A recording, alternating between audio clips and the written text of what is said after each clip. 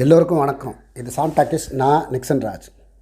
Secrets of screenplay writing சீரீஸில் இன்றைக்கி எபிசோடில் நம்ம பார்க்க போகிறது போன எபிசோடில் நம்ம பார்த்த ஸ்கிரிப்ட் எடிட்டிங்கோட தொடர்ச்சியை. ஒரு கண்டென்ட்டை டியூன் பண்ண அது ஷார்ப்பாகும், மெருகேறும். அப்படி மெருகேறின கண்டென்ட் படைப்பாக வெளிவரும்போது சிறந்த படைப்பாக வெளிவரும். ஒரு ஸ்கிரிப்டை பெஸ்ட்டு ஸ்கிரிப்டாக மாற்றுறதுக்கான டியூனப் தான் ஸ்கிரிப்ட் எடிட்டிங். இந்த ஸ்கிரிப்ட் எடிட்டிங் பற்றின சில விஷயங்களை போன எபிசோடில் நாம் பார்த்தோம். இன்னும் பல விஷயங்களை உதாரணங்களோட ரொம்ப டீட்டெயிலாக இந்த எபிசோடில் நாம் பார்க்க போகிறோம்.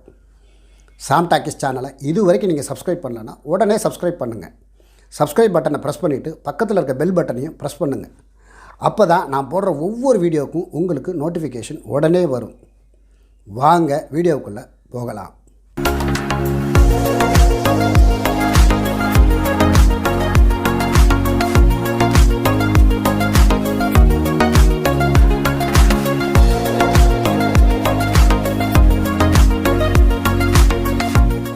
ஒரு திரைக்கதையை எழுதி முடித்த பிறகு அதை முழுமையாக ஆழமாக வாசிக்கணும். அப்படி வாசிக்கும்போது மனசுக்குள்ளேயே அந்த திரைக்கதையை தூக்கி நிறுத்தி உழுக்கணும். அப்போ அதுலேருந்து ஒரு சீன் கூட அன்வான்ட் சீனாக கீழே விழக்கூடாது. அப்படி விழுந்தால் அந்த திரைக்கதை சரியாக நேர்த்தியாக எழுதப்பட்ட திரைக்கதை இல்லைன்னு அர்த்தம். அப்படிப்பட்ட திரைக்கதைகளை எப்படி சரியானதாக நேர்த்தியானதாக மாற்றுறது? அதுக்கு ரீரைட் பண்ணணும், ஸ்கிரிப்ட் எடிட்டிங் பண்ணணும். அந்த திரைக்கதையில் இருக்க தேவையற்ற காட்சிகளை ரிமூவ் பண்ணணும். ரிமூவ் பண்ண பிறகு அதுக்கு முன்னாடி உள்ள காட்சியையும் பின்னாடி உள்ள காட்சியையும் ஸ்மூத்தாக மெர்ஜ் பண்ணணும். திரைக்கதை ஓட்டம் சீராக இருக்கும்படி பார்த்துக்கணும். ஒரு திரைக்கதையில் இருக்க அன்வான்ட் சீனை எப்படி ஐடென்டிஃபை பண்ணுறது? உதாரணம் சொல்கிறேன். சமீபத்தில் வெளியான புஷ்பா. இந்த படத்தில் ஃபஸ்ட் ஹாஃபில் ஹீரோ ஒரு கடத்தல் லாரியை கொண்டு போய் மறைச்சி வச்சுருவார். அவரை போலீஸ்காரங்க அரெஸ்ட் பண்ணி ஸ்டேஷனுக்கு கொண்டு போய் அடித்து லாரி எங்கே இருக்குன்னு கேட்பாங்க. அவர் சொல்லவே மாட்டார். அதுக்கு பிறகு அவரை கூட்டு போவாங்க. போகிற வழியில் ஒரு டீ கடைக்கு கூட்டு வருவாங்க. அப்போ அங்கே அந்த லாரிக்கு ஓனரான கொண்டா ரெட்டியோட தம்பிகளான ஜக்கா ரெட்டியும் ஜாலி ரெட்டியும் வருவாங்க. இப்போ அந்த டீ கடையிலேயே புஷ்பாவுக்கும் கொண்டா ரெட்டி தம்பிகளுக்கும் ஒரு பேரம் நடக்கும். அந்த கடத்தல் லாரி இருக்கிற இடத்த காண்பிக்கிறதுக்கு புஷ்பா ஒரு பெரிய தொகையை கேட்பார். அவங்களும் ஒத்துக்குவாங்க. இப்போ லாரி இருக்கிற இடத்த சொல்லுன்னு அவங்க கேட்க புஷ்பா நானே தான் வந்து காட்டுவேன்னு சொல்லுவார். ஆனால் கையை தான் பூட்டி வச்சுருக்காங்களே, இதில் என்னத்தை காட்டுறதுன்னு அவர் கேட்க உடனே ஜாலி ரெட்டி அண்ணனை பார்த்து நான் அவனை பெயிலில் எடுக்க சொல்கிறானா, உனக்கு புரியுதான்னு கேட்பார். உடனே ஜக்கா ரெட்டியும் புரிஞ்ச மாதிரி தலையாட்டுவார். இப்போ கட் பண்ணால் அடுத்த சீனில் பெயிலில் எடுக்கப்பட்ட புஷ்பாவும் கொண்டாரெட்டியோட தம்பிகளும் காரில் ஒரு இடத்துக்கு வருவாங்க. அங்கே புஷ்பா மறைச்சி வச்சுருக்க லாரியை காமிப்பார். இதில் பார்த்தீங்கன்னா கொண்டாரெட்டியோட தம்பிகள் புஷ்பாவை பெயில் எடுக்கிற காட்சி படத்தில் இருக்காது. ஒருவேளை இருந்திருந்தால் கூட அது அன்வான்ட் சீன். நான் ஏற்கனவே சொன்ன மாதிரி எல்லா விஷயங்களுமே டீட்டெயிலாக ஸ்பூன் ஃபீடிங் மாதிரி சொல்ல வேண்டிய அவசியம் இல்லை. ஜம்ப் பண்ணாலும் கதை புரியுதுன்னா, திரைக்கதை ஓட்டம் சீராக இருக்குன்னா ஜம்ப் பண்ணலாம், தப்பே இல்லை. அதே மாதிரி ஒரு அன்வான்ட் சீனை ரிமூவ் பண்ண பிறகு அதுக்கு முன்னாடியும் பின்னாடியும் உள்ள காட்சியை ஸ்மூத்தாக மெர்ஜ் பண்ணுறது. உதாரணத்துக்கு மணிரத்ன சாரோட பம்பாய். இந்த படத்தில் அரவிந்த் சாமியும் மனிஷாவும் காதலிப்பாங்க. அதுக்கு ரெண்டு வீட்லேயுமே ஒத்துக்க மாட்டாங்க, எதிர்ப்பு கிளம்பும். அரவிந்த் சாமி கோவிச்சுக்கிட்டு மும்பைக்கு போயிடுவார். போனவர் மனிஷாவுக்கு தொடர்ந்து கடிதம் எழுதுவார், ட்ரெயின் டிக்கெட்டும் அனுப்புவார். ஒரு நாள் மனிஷா கோயிலாலா யாருக்கும் தெரியாமல் மும்பைக்கு கிளம்புவாங்க. அப்போ மனிஷா வீட்டை விட்டு வெளியில் வர அந்த ஷாட்டோட எண்டில் ஒரு ட்ரெயின் சவுண்ட் ஓவர்லாப் ஆகும். கட் பண்ணி அடுத்த சீனை ஓப்பன் பண்ணால் மும்பை ரயில்வே ஸ்டேஷனோட எக்ஸ்டீரியர். வெளியில் வர பயணிகளோட பயணியாக மனிஷாவும் வெளியில் வருவாங்க. ஆனால் அங்கே அரவிந்த் சாமி இருக்க மாட்டார். ஏமாற்றத்தோட என்ன செய்கிறதுன்னு தெரியாமல் மனிஷா அப்படியே பரிதவிச்சு போய் நிற்பாங்க. இப்போ பின்னாடி மறைவிலிருந்து அரவிந்த் சாமி மெல்லமாக வந்து மனிஷா பக்கத்தில் நிற்பார். திரும்பி பார்க்குற மனிஷா ரிலாக்ஸ் ஆகி அப்படியே அரவிந்த் சாமியை பார்ப்பாங்க. இப்போ அரவிந்த் சாமி போய் கல்யாணம் பண்ணிக்கலாமான்னு கேட்பார். கட் பண்ணி அடுத்த சீனை ஓப்பன் பண்ணால் ரிஜிஸ்டர் ஆஃபீஸ். மனிஷாவுக்கும் அரவிந்த் சாமிக்கும் கல்யாணம் ஆகும். இதில் பார்த்தீங்கன்னா மனிஷா தமிழ்நாட்டில் இருக்க ஒரு கிராமத்திலேருந்து மும்பைக்கு போவாங்க. ஆனால் அவங்க மும்பைக்கு போகிற அந்த ட்ரெயின் சீன் இருக்காது. அவ்வளவு ஏன் ட்ரெயின் பாஸ் ஆகிற ஒரு ஷாட்டு கூட இருக்காது. காரணம் அது அன்வான்ட் சீன், அன்வான்ட் ஷாட். அதனால தான் மணி சார் அதை ஸ்க்ரீனில் சொல்லாமலே வேகமாக கடந்து போயிருப்பார். ஜம்ப் பண்ணி சொன்னாலும் அந்த 3 காட்சிகளோட இணைப்பும் அவ்வளோ ஸ்மூத்தாக இருக்கும். திரைக்கதை ஓட்டமும் சீராக இருக்கும். மணி சார் மாதிரியான பெரிய சிறந்த எழுத்தாளர்கள், இயக்குனர்கள் ஃபஸ்ட்டு டிராஃப்ட், அதாவது திரைக்கதையோட ஃபஸ்ட் டிராஃப்ட் எழுதும் போதே இப்படி விஷுவல் மைண்டோட சிறப்பாக எழுதிடுவாங்க. ஆனால் ஆரம்ப நிலை திரைக்கதை எழுத்தாளர்களுக்கு இது உடனே கைகூடாது. ஆனால் எழுத எழுத ரீரைட்டிங் பண்ண கண்டிப்பாக கைகூடும். ஸ்கிரிப்ட் எடிட்டிங்னு பேசும்போது எனக்கு சட்டுன்னு ஒரு படம் தான் ஞாபகத்துக்கு வரும். என்ன படம் தெரியுமா? டாம் ஹாங்க்ஸ் நடித்து 2000ஆம் ஆண்டு வெளிவந்த காஸ்ட் அவே. சிறந்த திரைக்கதை உள்ள படம் மட்டுமல்ல, ஸ்கிரிப்ட் எடிட்டிங்க்கே ஒரு லெசன்னு இந்த படத்தை சொல்லலாம்.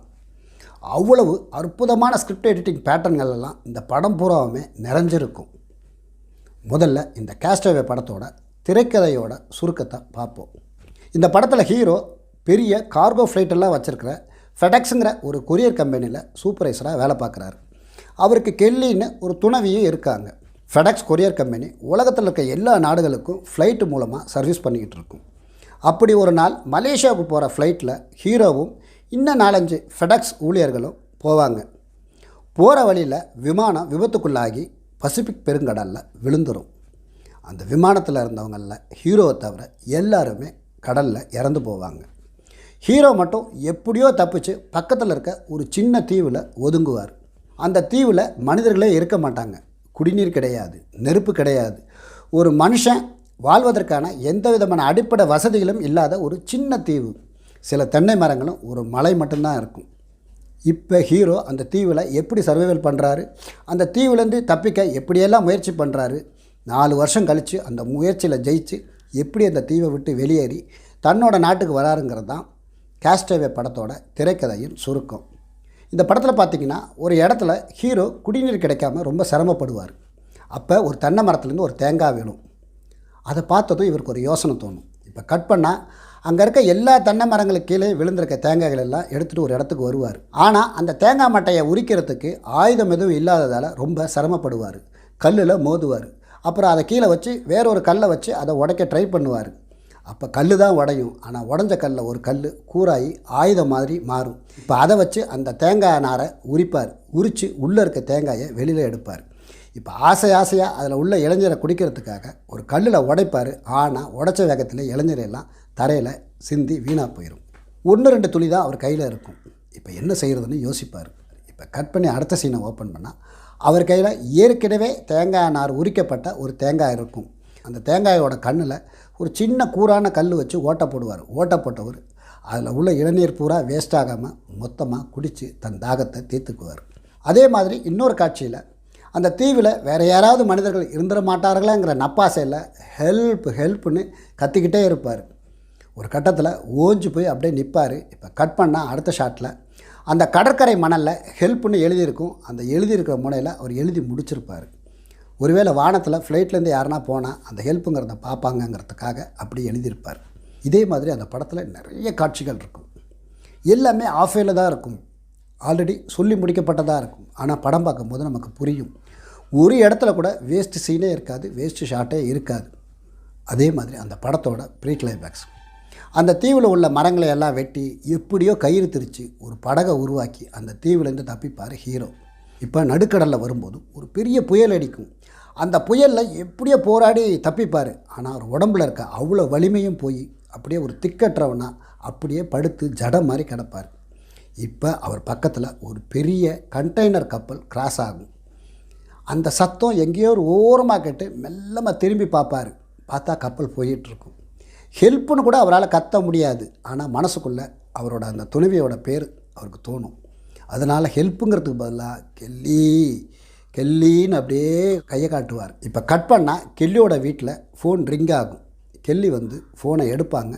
எடுக்கும்போது ஆப்போசிட்டில் இருக்கிறவங்க ஏதோ சொல்லுவாங்க. சொன்னதும் கெல்லி அப்படியே மயக்கம் போட்டு விழுவாங்க.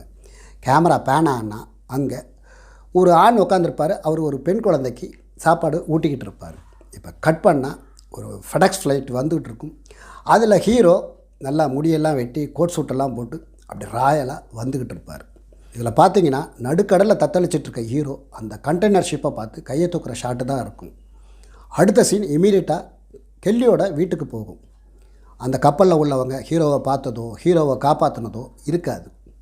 அதுக்கு பதிலாக அவர் காப்பாற்றப்பட்டது செய்தியாக கெல்லியோட வீட்டுக்கு வரும். அவர் காப்பாற்றப்பட்டதை கேட்டு கெல்லி சந்தோஷத்தானே படணும்.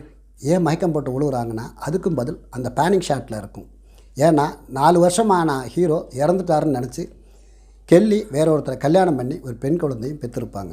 இதில் பார்த்திங்கன்னா மிகப்பெரிய விஷயங்களை எல்லாம் சொல்லாமல் சொல்லி அழகாக மெர்ஜ் பண்ணி ஒரு நிமிஷத்துக்குள்ளே அழகாக சொல்லியிருப்பாங்க. ஸ்கிரிப்ட் எடிட்டிங் பேட்டர்னை நம்ம கற்றுக்கணுன்னா கேஸ்ட் படத்தை திருப்பி பார்க்கணும். கண்டிப்பாக அது நமக்கு ஒரு பெரிய லெசன் படமாக இருக்கும். மறுபடி சொல்கிறேன், இந்த படத்தில் ஒரு அன்வான்ட் சீன், ஒரு அன்வான்ட் ஷாட் கூட இருக்காது. அவ்வளோ அற்புதமான திரைக்கதையும் ஸ்கிரிப்ட் எடிட்டிங்கும் உள்ள ஒரு படம். இந்த மாதிரி சிறந்த திரைக்கதை உள்ள படங்களை நாம் தேடி அவசியம் பார்க்கணும். அப்போ தான் திரைக்கதையின் நேர்த்திகளையும் வித்தைகளையும் விஷயங்களையும் நாம் புரிஞ்சிக்க முடியும். நமக்கு புரிய அது ஒரு நாள் நம்ம எழுத்துலையும் வரும். இந்த எபிசோட் பிடிச்சிருந்தால் லைக் பண்ணுங்கள், கமெண்ட் பண்ணுங்கள், உங்கள் நண்பர்களுக்கு ஷேர் பண்ணுங்கள். மறக்காமல் சாம் டாக்கீஸ் சேனலை சப்ஸ்கிரைப் பண்ணுங்கள். பேசுகிறதுக்கு இன்னும் நிறைய இருக்குது, பேசுவோம். நன்றி, வணக்கம்.